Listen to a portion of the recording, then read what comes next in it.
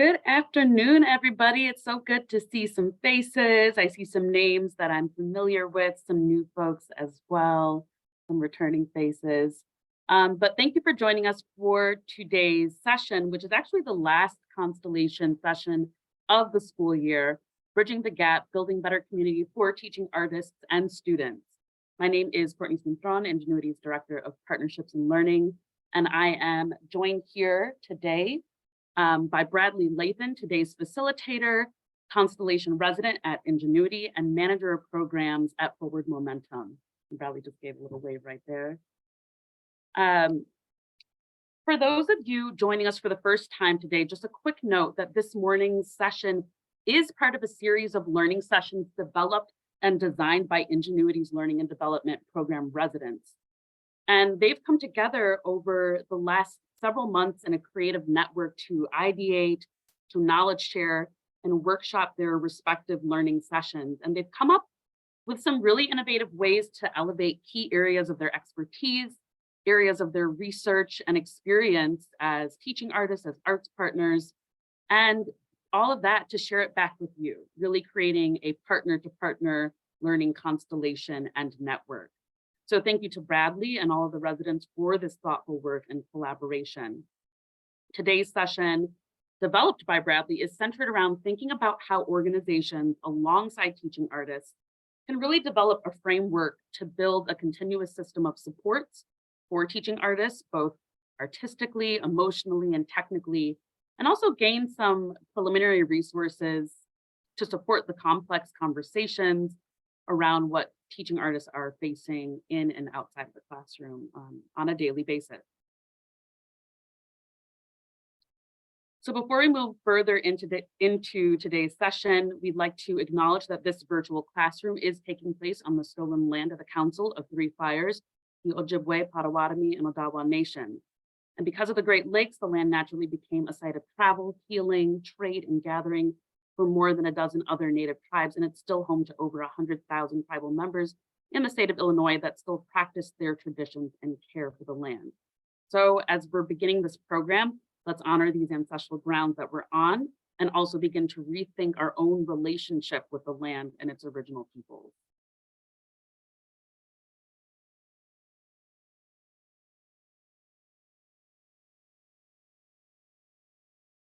Just a few important notes for you before we begin. If you would like, please feel free to update your name to include your personal pronouns in your organization's name if you would like to. Please note also that this session is being recorded, and the recording, slides, and any other applicable handouts will be available following today's session. Also, closed captioning is available, and you can access closed captioning by clicking the More option at the bottom of your screen, and that will give you a captions option.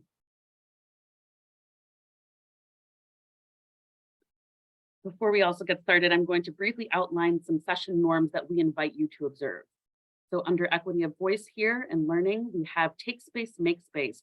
This just means that the participant be mindful of any privileged identity that you might hold and help to create an environment and a space for everyone to feel comfortable contributing. Speak from personal experience, so let's own our statements and views about things and not presume to be able to speak for others. And under how we show up for ourselves and each other, we have an openness to learning. So understanding that we're all learners in this space. Flexibility and patience, things may not always go 100% according to plan, and sometimes you know that technology is at play. So we thank you in advance for your grace and flexibility. Use the chat box mindfully. So when using the chat box, we just ask that you try and make your questions and comments as relevant to what we're talking about as possible. And then finally, confidentiality. Take away lessons, but not personal content. We will sometimes knowledge share and co-share ideas and resources in these sessions. But if anyone shares anything personal, we ask that you please not bring it out of the space. Okay, so without further ado, I'd like to hand things off to Bradlee to guide us through today's session. Thank you so much. Right, good afternoon, everyone. So I am going to start this conversation by saying this only works if you work it. This is a unique conversation where I could come and tell you exactly what we did at 4 Moments in Chicago, but because everybody's organizational capacity is different, the more that you interact with me, the more resourceful I can be for you. All right. So we're going to go over the objectives for the day. So we are going to understand, number one, what does it mean to support our teaching artists? How can we do that? And why do we do it? It seems very cut and dry, but there's lots that goes into the what, the how, and the why. And then to gain some resources to start these hard and critical conversations. So I'm going to launch a poll. I know some of us already introduced ourselves in the chat, but we're just going to do a poll to kind of see what positions we all play in our organizations.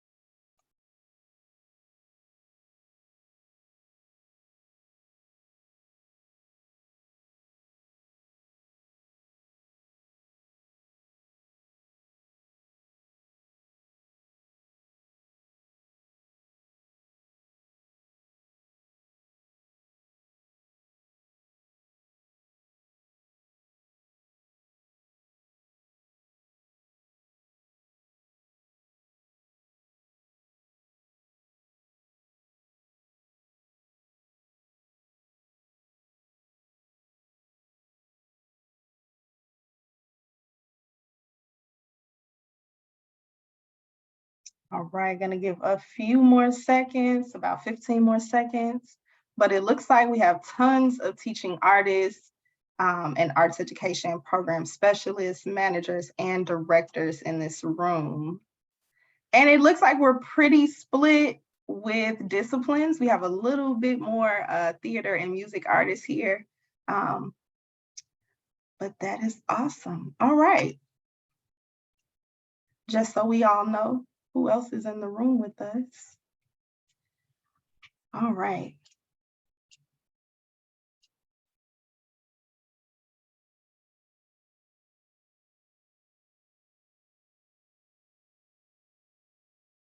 So, quick story. I'm going to take you out on a little bit of a journey as it relates to how I even came to recognizing or understanding that supporting teaching artists needed to be a much larger conversation than we have been having in the past. So picture it, it's March 2020. The stay-at-home order had just been issued. Take a few moments, or even if you want to drop it in the chat, to think about where you were, what were you doing, what were your first thoughts when this like breaking news came across the TV, the internet, the radio? How did you feel? Again, what were you doing and where were you? For me, it was an early morning because it would prove to be a long day. I was up by 7, dressed in full hair, makeup, and business attire by 9 a.m. because I was in Louisville, Kentucky for my sorority's regional conference. But by 10 a.m., we have been notified that the state of Kentucky had asked for all large gatherings to be canceled due to the uncertainty and spread of coronavirus. I pack up, I instantly head home to Chicago, and in the midst, I'm texting colleagues, coworkers, friends, like, hey, what's going on, not only with the state of Illinois, but what's going on with public schools? The general tone was, schools were gonna close for 2 weeks, but we were gonna reopen on March 30th. We all know that didn't happen. A few weeks turned into a couple of years. The students never returned to school that year. My organization was right in the middle of summer dance camp promotions. We had to switch to a virtual option. And not only did we have to switch to a virtual option, we realized we couldn't hire as many teaching artists because we didn't have enough students enrolled. With the uncertainty of everything, I know parents were like, I don't know, should I register, should we not, what's going to happen? So we couldn't make that, we couldn't bring on as many teaching artists as we normally do for the summer. So the summer of 2020 passes and we prepare to enter this full year of virtual learning. We all know that that was tough, from unstable Wi-Fi connections to disengaged students to Google Meets or Zoom hiccups to the national unrest that erupted at the killings of George Floyd, Ahmaud Arbery, Breonna Taylor, and Dante Wright. There was so much happening all at once and all the time. And obviously our students had a front row seat because there wasn't anything else to do. Trauma-informed learning was one thing that started to become the big topic of conversation for educators and administrators everywhere. This approach allowed for more compassion, more understanding for what not only our students, but all of us were going through. We recognized that students were struggling and we needed to help. Some of us on my team at For Momentum Chicago were already aware of this framework, so we were able to kind of jump right in. We're making adjustments to our curriculum. We're having a series of virtual professional development to ensure that our TAs could provide our students with the most support. All right, virtual school year ends. We start to see businesses reopen, mask mandates reversed, fewer days with like all day CNN reports. A little bit of normal was starting to shine through. School was set to return in person, and I had tons of school inquiries already. So I'm excited. Every year in August, my organization does like a 2 to 3 day professional development to catch all of our TAs up on district changes, organizational changes, new teaching strategies, to share best practices, etc. So I'm sitting there and I'm getting ready to send my email out, and I'm like, yeah, RSVP to say you're going to be there. What are your lunch preferences? I send the email, and like 45 minutes goes by, and I get like 6 messages from teaching artists. And they're like, hey, either I've moved out of the state or I had to take another job during the uncertainty of the pandemic, which means I'm no longer available. I was devastated. I was so crushed. So I took this information, I went to go debrief with my executive director, and there were a few hard questions and realizations that I had to come to. For me personally, I could not take teaching artists moving on to heart because I really was crushed. So, but just the reality that our teaching artists come to this work because they enjoy it, because they love it, but also because they use it as a means to sustain their life while they go out and try to find bigger and better opportunities for themselves in their art form. And then organizationally, we had to recognize that and then figure out how to plan for those transitions. My organization has a particular mission, and we look to inspire possibilities through dance education in schools and communities with limited arts access. Students in these communities are oftentimes also faced with the impact of poverty, community violence, socioeconomic status. So we had to also ask ourselves, what kind of teaching artists did we actually need and did we want to actually serve the communities that we do? And finally, we had to understand that although most times teaching artists are contractors, they are very essential parts of the work that we do. We cannot do what we do without them. And we had to start to kind of treat them as such. I was sending these emails to them and getting them online for professional developments, and not one time did I ask how they were doing or what could I do for them. And of course, it's like, well, hey, how's everybody doing in the kind of general sense, but not really jumping into how they were actually doing and how they were managing where they were in that time. So that is our story. I am going to kind of walk us through the deeper conversations and the deeper things that came out of those couple of realizations. And then we're going to kind of work via chat to help you come up with some ideas and suggestions and frameworks to take back to your own organizations. And I do see people are dropping in the chat, yes, everybody moved. Everything was virtual. And I still don't think we've gotten like completely out of like doing virtual. Sometimes virtual is good, like for this. But again, on our next few slides, we're going to kind of jump deep into some of the details of this.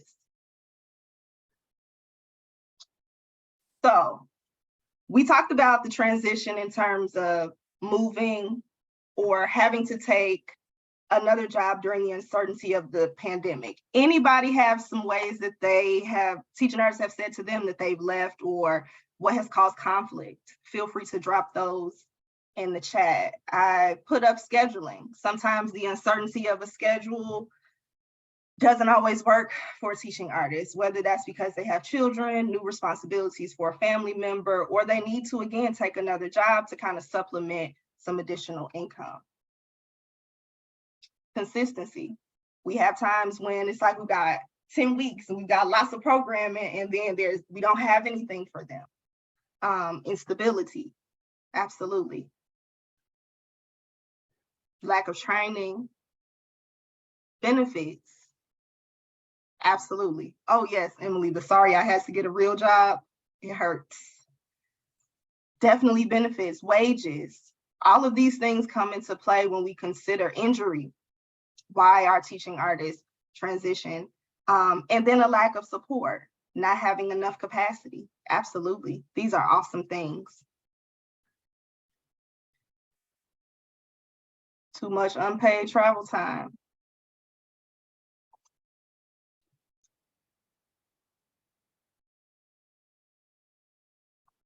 All right.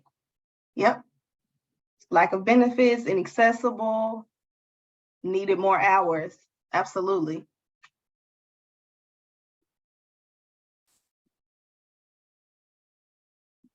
Lack of compassion. Oh, these are good. You all are rocking this chat out. Harassment, microaggressions. Good. Prep that they aren't being paid for. Absolutely. All right.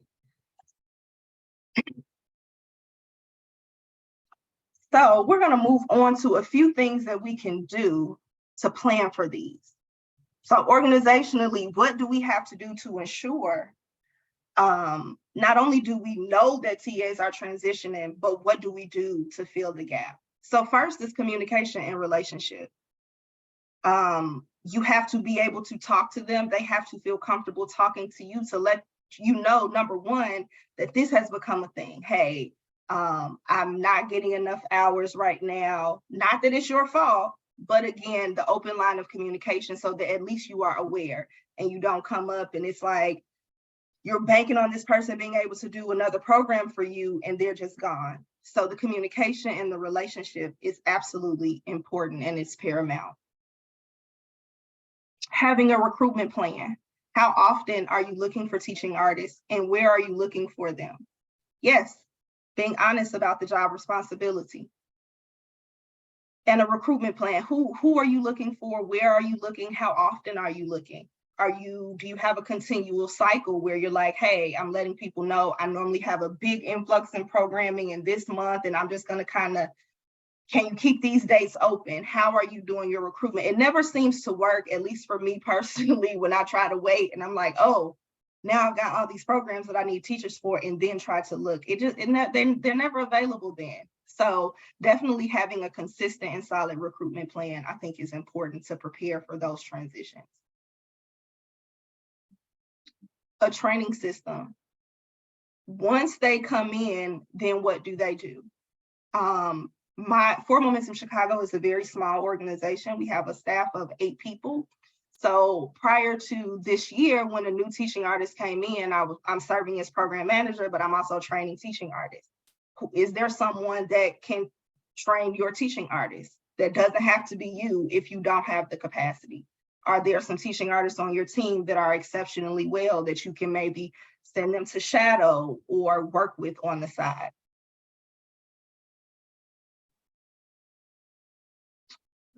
All right, so before we jump here, are there any other ways, if you have a recruitment or transition plan at your organization, are there some ways that I didn't mention that you find would be helpful or beneficial?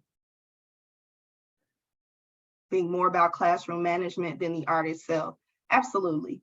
And that is a conversation that we could just go so deep into, because I think without classroom management, you aren't going to get anything done in your class. So I definitely think that is going to be something that's important to keep at your focus when you are doing your trainings. Hire new teachers to shadow experienced teachers. Got lots of partnering teachers. Sounds good. All right. So the next part, oh, we've got PDs people are having, be upfront about the transitional seasons. I think that's important too. If you have an organization or a plan where you're like, yeah, we do programming from September to November, and then we don't pick up again until February, and being very clear and transparent so that people can not only keep those times blocked out for you or for the work that they want to do for your organization, but can also go and do whatever they need to do in the meantime.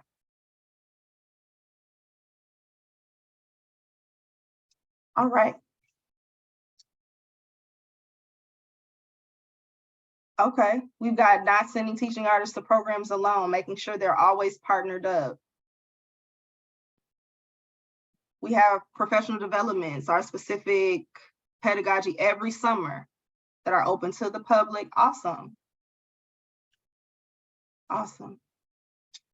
So what kind of TAs do you need? This is a question that my executive director asked in the meeting, and I don't think I ever thought about it. Because in my mind, I'm like, I need people that know how to dance and like children and can teach children. It was very general and not really the understanding that, number one, representation matters. And are your teaching artists embodying what your organizational mission is? Do they know what your organizational mission is? Sometimes in the crunch of trying to get a teaching artist in and getting them to a program, we forget to even tell them why we do the work that we do or what is our actual goal. So think about, what is your organizational mission? What are you supposed to be exhibiting, showing, expressing whenever you go into a classroom or teach a program?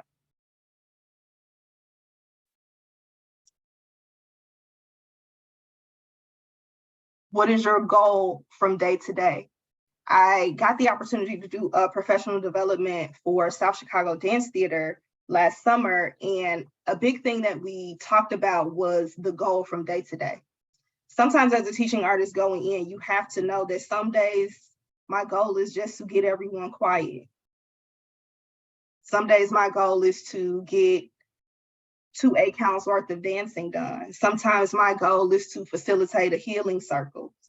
You have to be able to go in and know what is your goal from day to day. And I know that can change depending on the school, depending on the setting, the situation, and the students.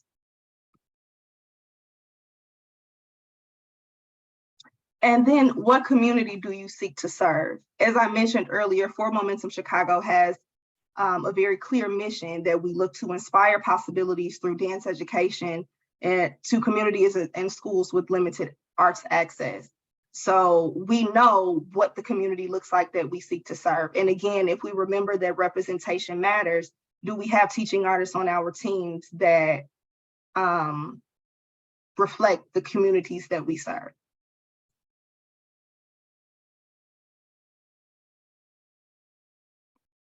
Has anyone else had either a conversation similar to this, where you got down to what kind of teaching artists you specifically need? Is that something that you are putting on your job descriptions when you are recruiting teaching artists? Is that something that comes up in your conversations about your work? Is it something that comes up in the interview process? When do you share this information with your teaching artists?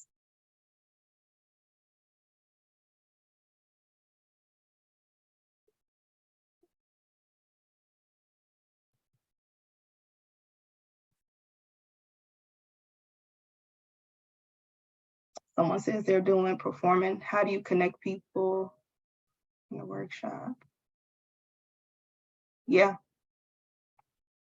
How do you connect people, connect with people in your workshop culturally? That's something to also consider. And it's okay if it's not something that your organization has yet thought about or considered.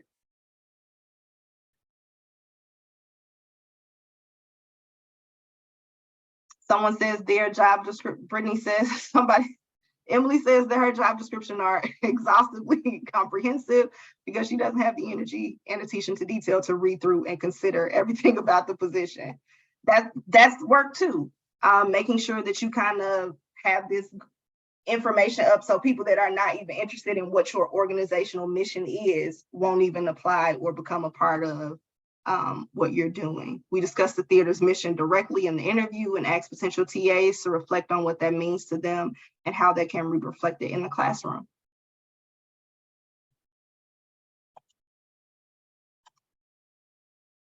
Sounds good. I'm going to back up a little because someone did ask, how do you connect with people in your workshop culturally as something to consider? I think that is going to, number one, start with communication and relationship.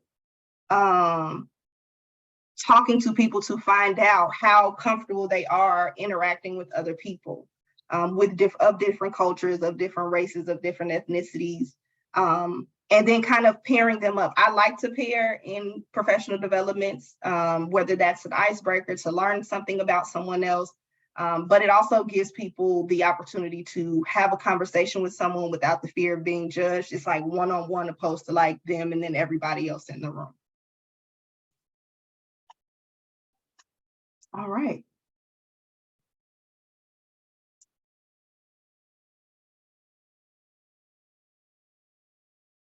Being non-judgmental and having open, safe spaces. Absolutely. And I know that those are things that we like to say and like to see when we work with our students, but I don't know that it's always reflected when we are working with one another as adults. What kind of support do TAs need? So before we get into what I think the support they need, we've got tons of teaching artists here in the room. Feel free to drop in some of the support that you need.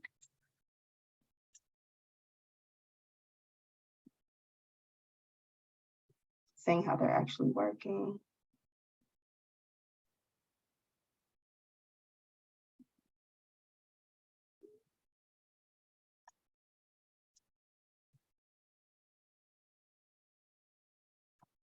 Being able to get a sub without it being a hassle or being guilt tripped. Clear and detailed outline or explanation of the curriculum. Lots of clear communication.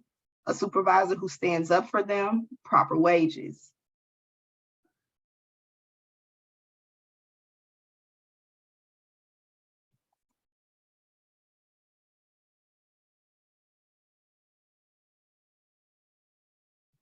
A system of reporting issues at the school. Give a few more minutes for some more suggestions to drop in. Pay them really well for designing their own curriculum, mental health access. The procedures in place in case of an incident, who do we contact? Support from the organization and school administration.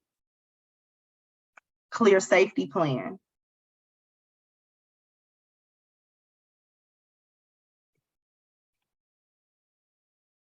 Possible transportation assistance.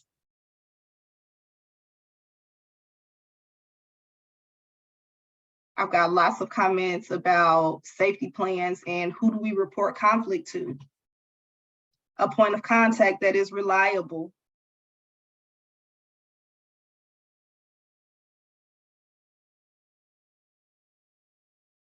Emily says her organization has a program form where with information like where to park, for first and second points of contact, etc.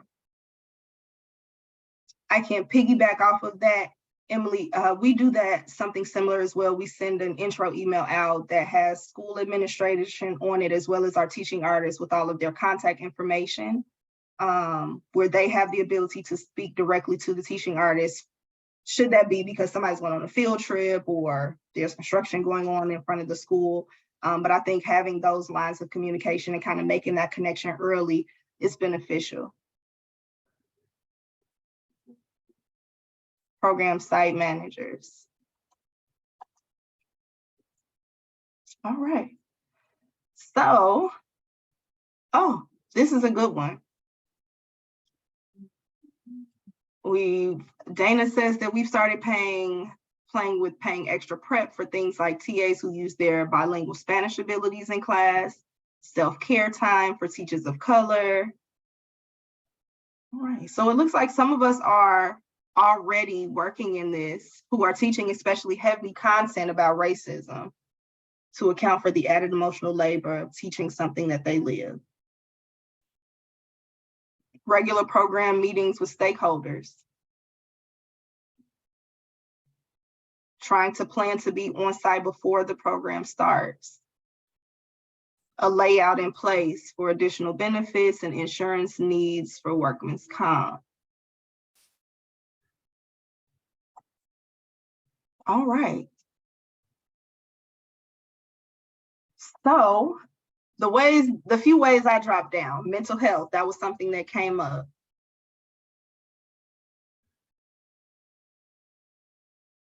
Emotional support, that was mentioned in terms of teaching heavy content, financial security. We heard wages, paying for prep time, teaching development. We heard that.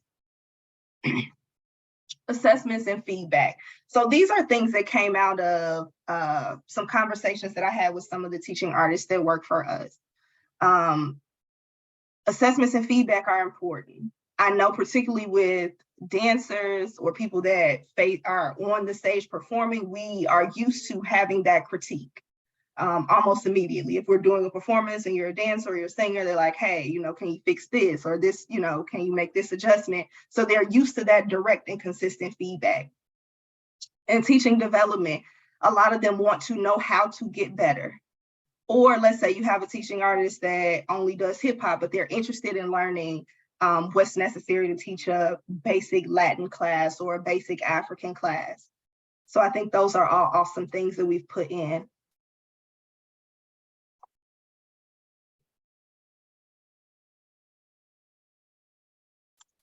All right, so we're going to move on to a bigger question. And I'm going to give you all a little bit of time to think about this. We saw a lot of what other organizations have already implemented or are working to implement in their organizations. And I recognize that everyone's capacity is very different. What my organization can do may not fit for yours. So I want you to take a few minutes to think about the kinds of support that your organization can provide. Whether that's, someone on your board or on your volunteer staff might be a mental health specialist. What does that mean to ask them to come in and perhaps do a session with your teaching artist? Maybe you have the ability to increase wages, but take a few moments to kind of think about what you can provide at your organizational level.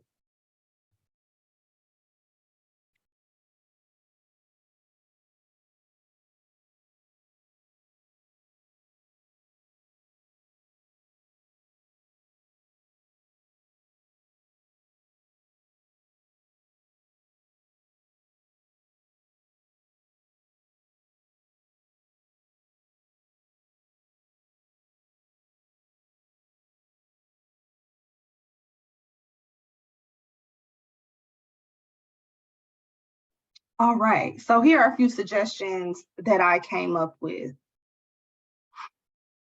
Training opportunities. We did a lot of talking in the chat when people were talking about pairing teaching artists. Perhaps that's pairing again your modern teacher with your ballet instructor, so there can be some cross training going on there.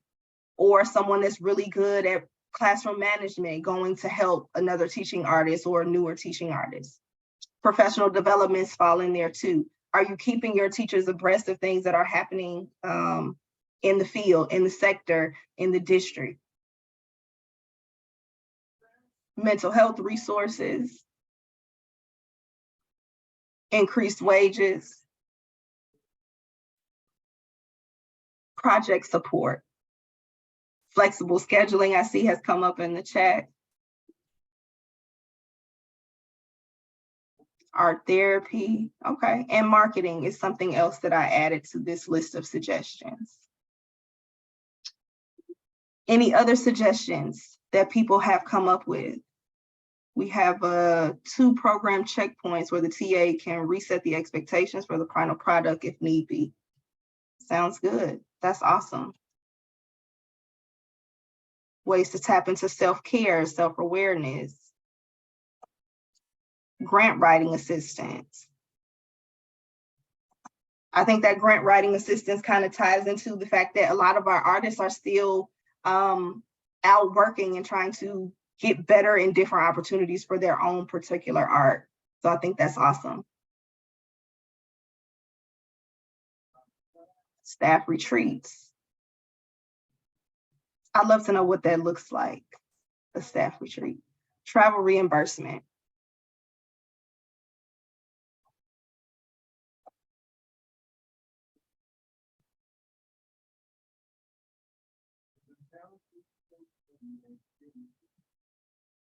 Thank you. All right. So what we're going to do next is I'm going to kind of outline what we particularly did at Forward Momentum Chicago. I wanted to insert some Montel Jordan in here, but I didn't have the YouTube video. But this is how we did it. You have to start the conversation, but you have to be very prepared to hear comments about your organizational practice. Teaching artists sometimes see things that we don't see. We saw some of those things come up in the chat. Something as simple as not feeling guilt tripped for asking for a sub. And I know sometimes we don't mean to, but it is simply because we understand that we've got to find somebody to cover and we have things to do. But you have to be prepared. Some of those things are going to hurt. Some of the projects and processes that you've put in place and you've spent so many time on, your teaching artists could say, it's awful. We can't stand it. It's hard. It doesn't make any sense. And we don't want to do it anymore. But when you open that door, you have to be ready to hear actually what they have to say. So we have this conversation at one of our end of the year professional developments in order to prepare for the next year.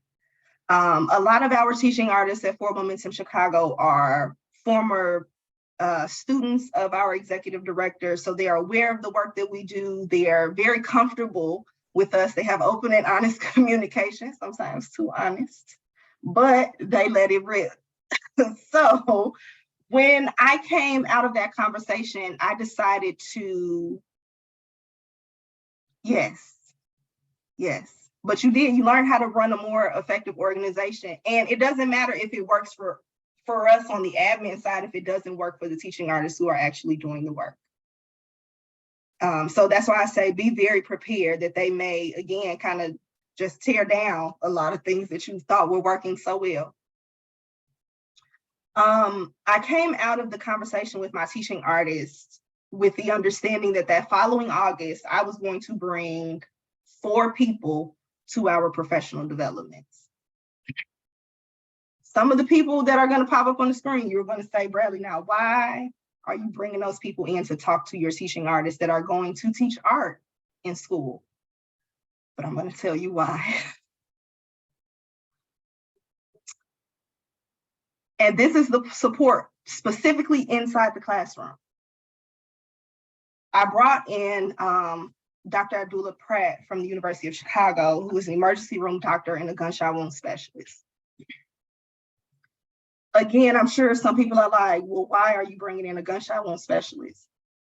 Unfortunately, in 2022, we saw about 300 shooting incidents on school grounds. One of the most recent school shootings in Texas, where 2 teachers were a part of those that lost their lives. I had teachers that were concerned about their safety inside of the classroom. Predominantly, the programs that we do at Forward Momentum Chicago happen on the south and west sides of the city. And without, again, trying to make it seem like those are the only locations or neighborhoods where violence occurs, those are the ones that the media tends to amplify. So again, I had teachers that were not from those neighborhoods, not from the city of Chicago at all, that had concerns about their safety. So the gunshot wound specialist came in and did an entire lesson for our teaching artists on how to pack a gunshot wound. For some of them, it really gave them a sense of relief and a sense of ease that they knew how to do something if something were to happen. I think that's probably the biggest thing, is being in a situation and not knowing what to do. And sometimes, as crazy as it seems, that having a gunshot wound specialist speak to my teaching artist was very important, it's reality.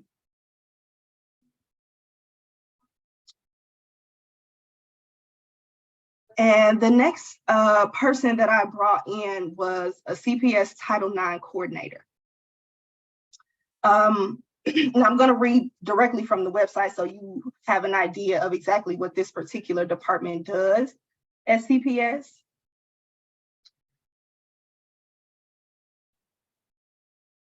They are responsible for coordinating the district's response to all reports of abuse, discrimination, harassment, and retaliation involving students. They're also responsible for leading trauma-informed investigations of any sexual misconduct between students, civil rights discriminations, racial discriminations. They do staff and student trainings and prevention programs across the district. At Fort Momentum Chicago, we have our teaching artists complete a mandated reporter form. We started doing that because a lot of schools requested it anyway, so we kind of made it something that we have everyone do. I think it's every 2 years. But number one, the CPS Title IX coordinator was able to explain to my teaching artists, number one, what does it mean to be a mandated reporter? What do you look for? When do you say something? What do you say? Who do you say it to? All of those details. Also, as a dance-focused organization, dance historically is very hands-on from a teaching perspective. Whether it's, putting your arm in the right place, moving your leg, touching your foot, and those times have changed. So we have to make sure that we are teaching our art form in a way that is sensitive not only to students' choice, students' autonomy of their own bodies, but that we are just changing practice because the world is changing. And we want to make sure that none of our instructors are ever put in compromising situations. Again, a hard conversation to have, but one that is rooted very much in reality. The next person that I had come in was a licensed clinical social worker. At the conversation that I had with my teaching artists right when school ended,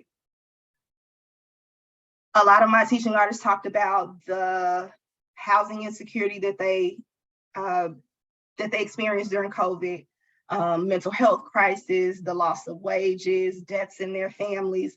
So I took myself out of the room and I allowed them to have that space to talk to a licensed clinical social worker about what are some practical ways for you to balance this, to manage it, and to maintain yourself and your health during this time. She offered some free resources. She offered some sliding scale options for people to come, and she offered some other resources for people that did offer free mental health services. And that is something that I didn't share on my resource slide, but I will make sure that Courtney has it to share when this goes out. And then she also did some movement therapy with them as well. As I mentioned earlier in my story, we were having virtual professional developments. We're talking about trauma-informed learning. We're doing all of these things to ensure that our students are safe and well taken care of, but almost at the expense of our teachers. If you can imagine, which I know some teaching artists here on the line have experienced, school closing in March. There was no school for even the possibility of work until September. And then you come in September, which all that time over the summer, you're worried about how you're going to pay your bills, where you're going to live, sometimes what you're going to eat. And then you jump back in the classroom immediately on the side of how do I take care of my students, but I have not taken care of myself.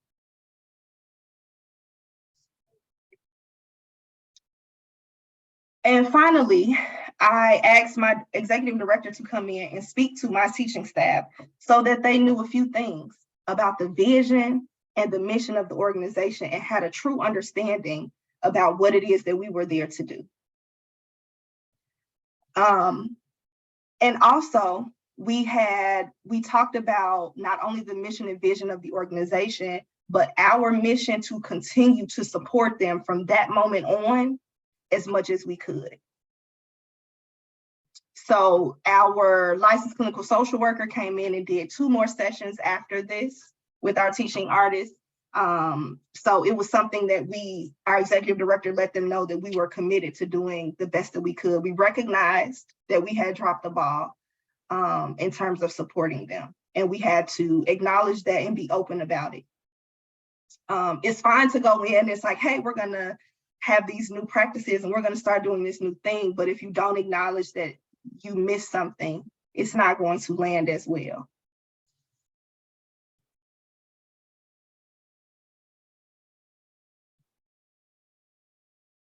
All right, so we are going to move on to, so again, these are supports that came from inside the classroom. This is what I can do in the classroom. I can help you feel safe by bringing in the gunshot wound specialist. I can help you feel safe by bringing in a Title IX coordinator so you know what to do, what not to do, who to talk to, what to report, licensed clinical social worker so that you can heal yourself, so you can go in and be supportive to our students. And then you have an understanding of the mission and vision of the organization to help kind of drive the work that you're doing.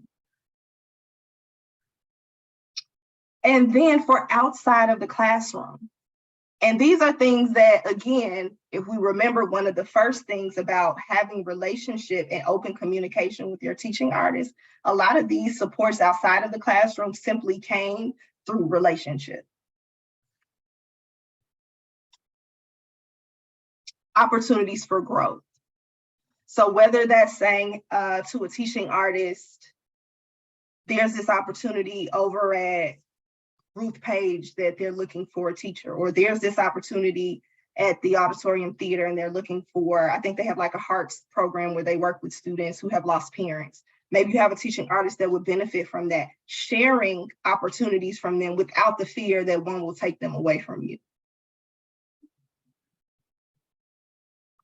Professional developments. Again, we've kind of talked about that cross training, having sessions at your organization to say, hey, we're going to set aside time, 2 hours on this Saturday if anybody wants to come in and learn some classroom management skills, or you want to learn the basics of ballet, or you want to learn how to start reading music, whatever it is that's going to help them grow professionally, whether you have a grant writing, professional development, whatever those look like that you have recognized will help your demographic of teaching artists.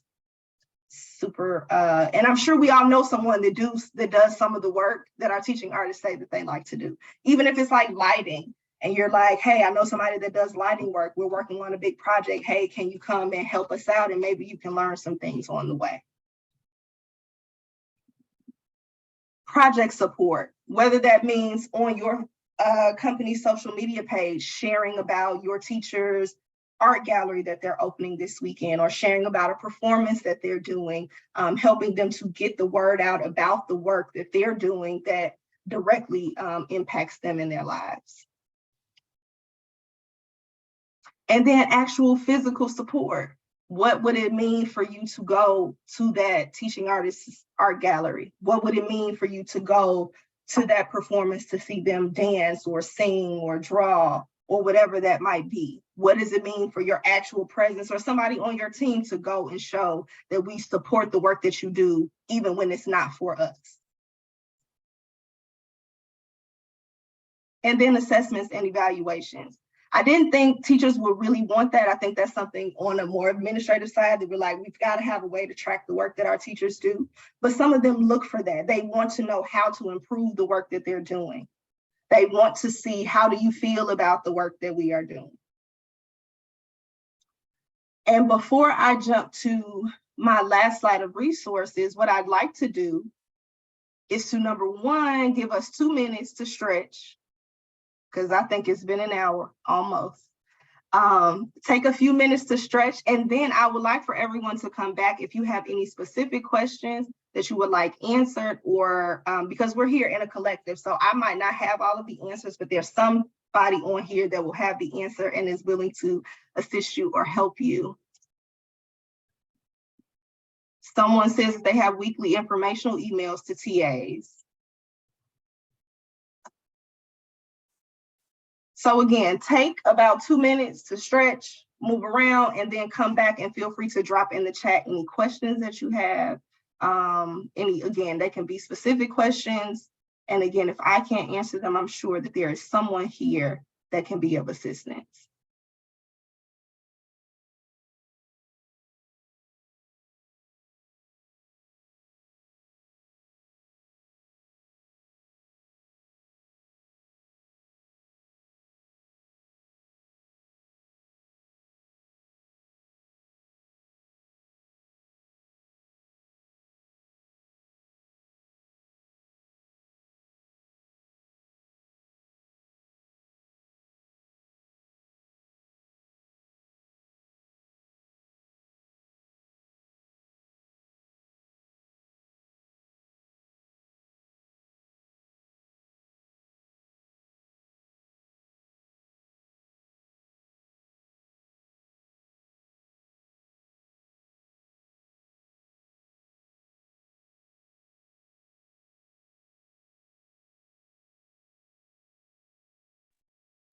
Give us about 1 more minute, and I'm just jotting down some of these questions that are popping up in the chat.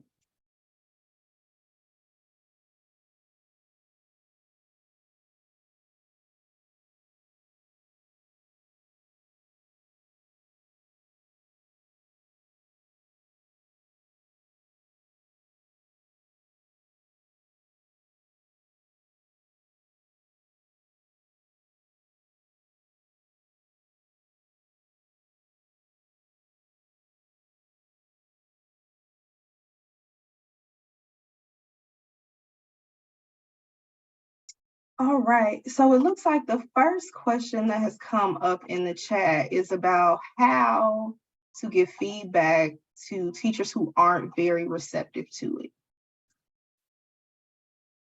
One thing I find, someone did talk about glows and grows, so it kind of goes hand in hand. I find that you may have to do like a compliment sandwich. You've got to start with the good things that they have done. And I know sometimes, particularly with newer teaching artists, they're really just in there trying whatever they think might work. I think now students can be a bit unpredictable for us. So sometimes we're literally just like pulling stuff out of our bag of tricks. So I think acknowledging the things that they have done well, acknowledging the growth that you have seen, acknowledging the fact that they're willing to come in and have, sit and have this conversation.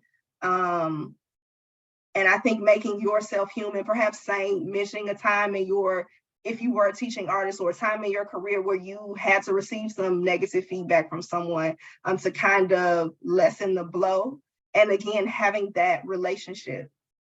I have a teaching artist who we grew up dancing together, and now he works as a teaching artist. And it's funny because I'll say to him, I was like, he's my problem child, but he is really a person that's like,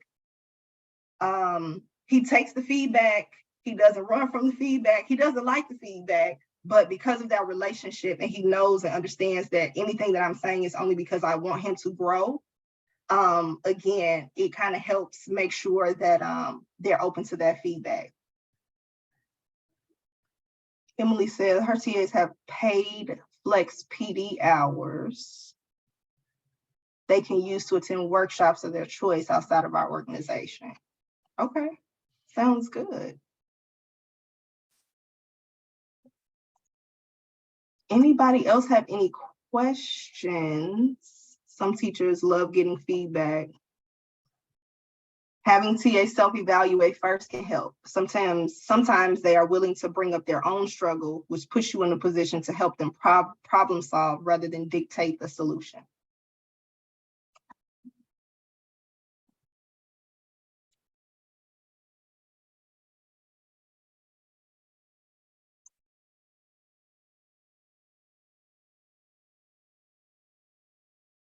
Anyone else? Any other questions? Are there any things that you would like me to expound on a little more? I know I kind of jumped through a few things, and I know I gave you out a lot of things to think about individually, because again, organizationally, everything is different. What you may have the capacity to do, someone else may not. But feel free if you'd like some more explanation on something, or again, if you have any specific questions about how to support your teaching artists, feel free to drop that in the chat as well.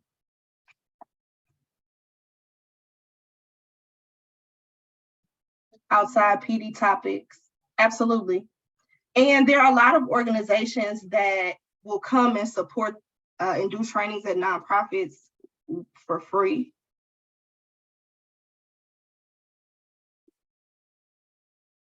Absolutely. And that's kind of what I mean, Emily. I know I gave a lot of things to kind of think about and ponder in terms of your own organization and your capacity.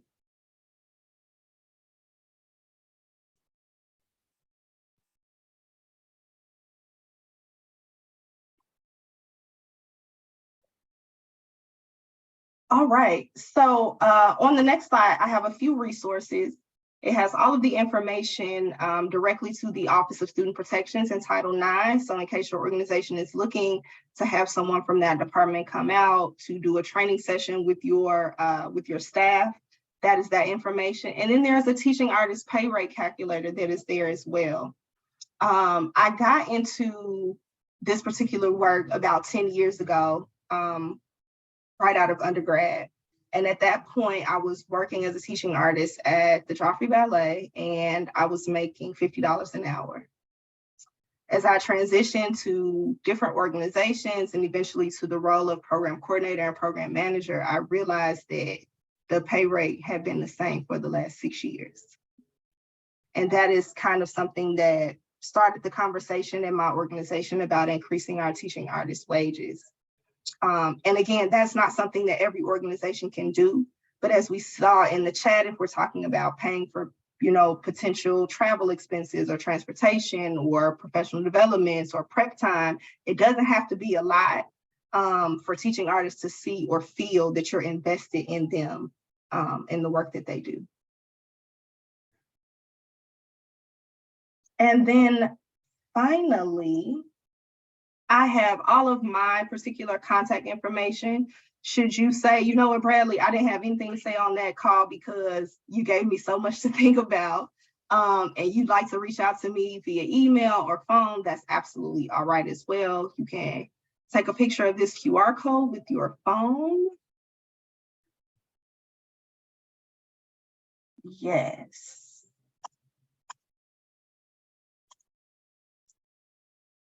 Okay, absolutely. I'll pop those in right now.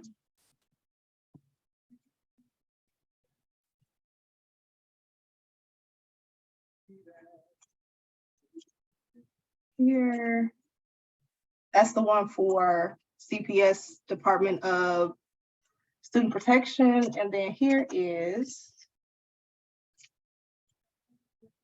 the teaching artist pay rate calculator.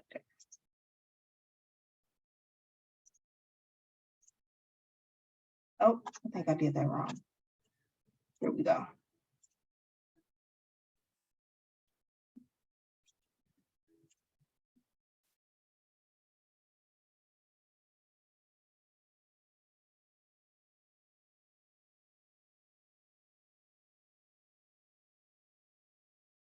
All right.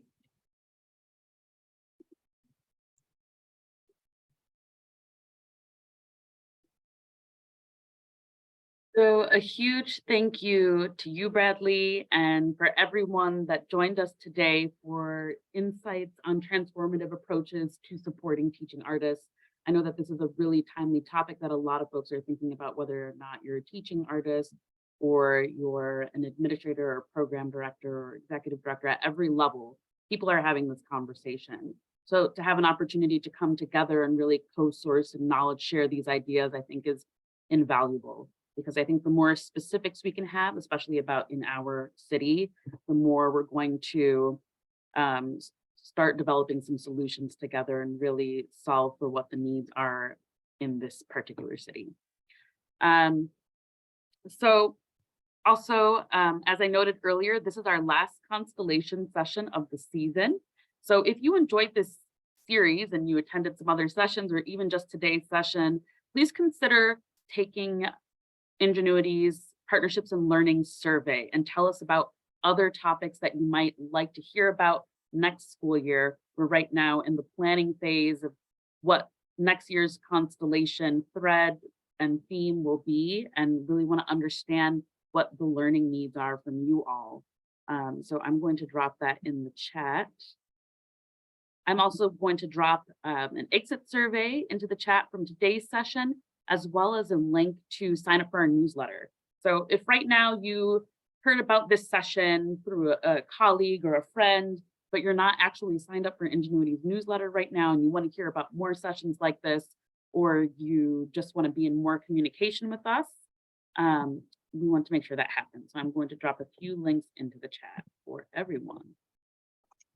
And I will add some of I see someone asked about resources for professional developments for nonprofits. I'll make sure to send that information over to Courtney so that she has it and can add it to the resource page as well. And we'll be sending that out following today's session. So you'll receive the deck. And I'm thinking about, there were so many great suggestions in the chat of taking some of those comments and entering them into the deck as a resource so that you can reflect back on some of the other comments and insights from today's session.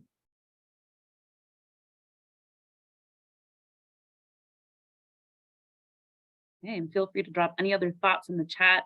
Once again, this is our last session of the school year, so we won't see you again until the beginning of August, and Ingenuity will be hosting a back to school event that gives you a preview of all of the upcoming sessions for Constellation.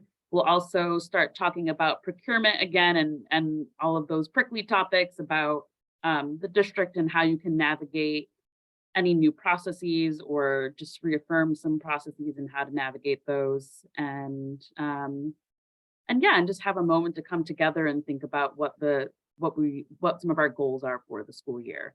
So look out for communications about that, most likely later in the summer. But thank you. Have a beautiful summer, and we'll see you again very, very soon.